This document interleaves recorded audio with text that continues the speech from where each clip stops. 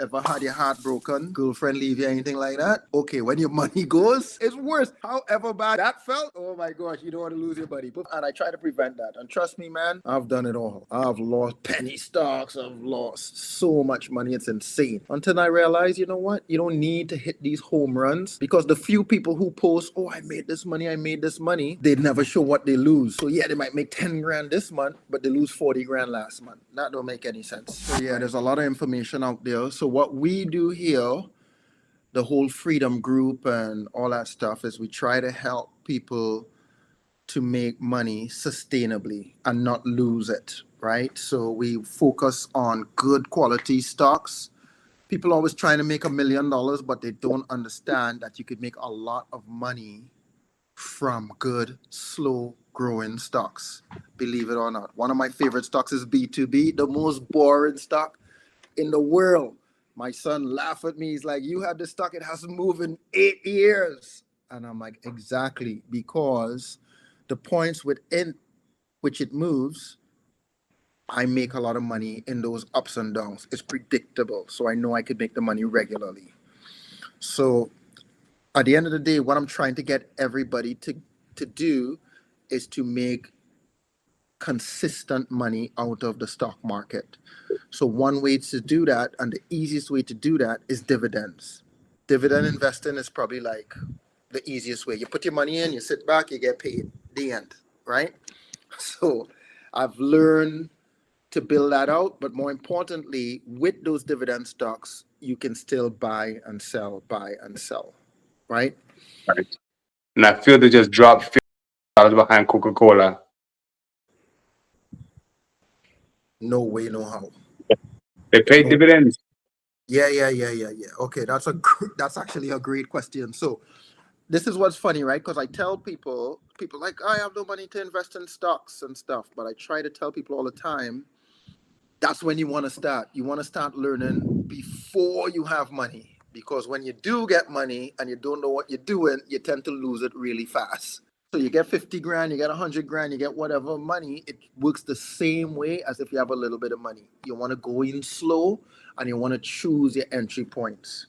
So like one of the things that I want to go through tonight, so if we were to look at Coca-Cola, we could chart it and we could say, okay, if I have 10 grand, I'm going to put it in at this point. And then if I have another 10 grand, I'm going to put it, but you want it to come down and you want to slowly add your money to it. You don't want to just put in one shot. You want to make a few shots. Yeah, because if you ever had your heart broken, girlfriend leave you, anything like that, okay, when your money goes, it's the worst. It's worse. However bad you felt, however bad you feel, that felt, oh my gosh, you don't want to lose your money. Put 50 grand in Well, stocks. I feel that way on Friday when they dump the stock jet. Nigga, Yeah, they it just hurts. finish money going. It hurts. You don't want to lose. You don't want to lose your money at all. And I try to prevent that. And trust me, man, I've done it all. I've lost penny stocks. I've lost so much money. It's insane. Until I realized, you know what? You don't need to hit these home runs because the few people who post, oh, I made this money, they never show what they lose. So yeah, they might make 10 grand this month, but they lose 40 grand last month. That don't make any sense. So that's it pretty much. I'm pretty sure some more people wants to come on. Nike. Okay, this is important. This is called a gap, right? And usually when you see a gap, it doesn't all, so nothing in stocks is definite, right? It's usually patterns that reoccur. So it doesn't mean it will always reoccur, but most of the times that it does. So this is a gap, right? You see that space? So most of the times within a pattern, gaps form.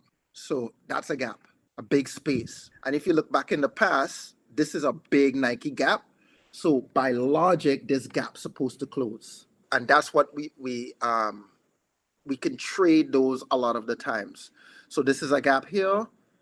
It closed. It did not close here, but most likely it's going to go up and close. It's going to go up and close. This is not a perfect example, but usually as you trade, gaps are something you look for. Obviously, the direction of the market is important and all that type of stuff, but I love gaps. I trade gaps all the time. If you draw a line here, and you put it to the top of the gap, I'm going to show it again.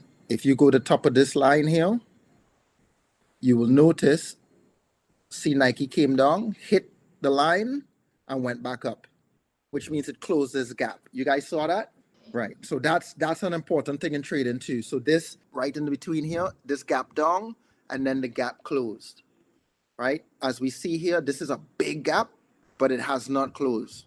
But technically it should close. So when you see Nike is on a good run, you're pretty sure this is a gap it's going to close, and then you probably want to get out. So 79. So Alec, you have stocks, you added more to it. So let's just say you have 10 shares. When it reaches here, you might want to sell 5, right? Because when it reaches the gap, it may come back down. So that's a good way where you could join to take your profit. Nike, great stock. I think you've done pretty well. You buy that dip. But what I want to tell you is that what I do and what I try to tell people, to help people do, is keep a core amount of stocks. So let's just say you had 2 shares of Nike and you would only get rid of 1, and 1 would be your core stock. So like you bought more today, those will be what you would use to trade. And when you make enough money to buy another stock, now you can have 2 shares of Nike. And then when it goes up and down, you keep trading, and then until you buy a 4th and 5th, but you never go under that 4 or 5, right? You just try to keep growing your positions at strategic entry points, if that makes sense.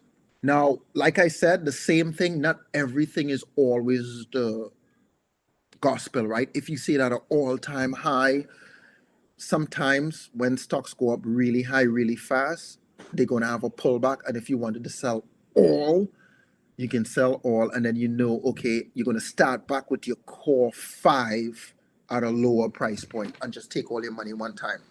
So there are different strategies. Everybody will develop their own strategies, but basically you just going to practice. And as you get better, you're going to develop what works for you better. I can only say what works for me and what I do. As you get more experience, you will develop your own system. Basically, just so you guys know, stocks double, triple, quadruple, and even the ones that are not penny stocks. So you don't have to worry about penny stocks. It's too much risk.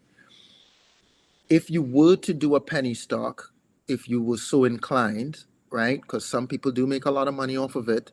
It should be a small percentage of the money that you have, and it should only be something that you're willing to lose. And that's it, plain and simple. But why gamble with your hard-earned money when you could learn the skills to make a lot of money consistently? Penny stocks may hit, but it's not something you could do consistently. It's more like luck. So yeah, that's it. Any questions?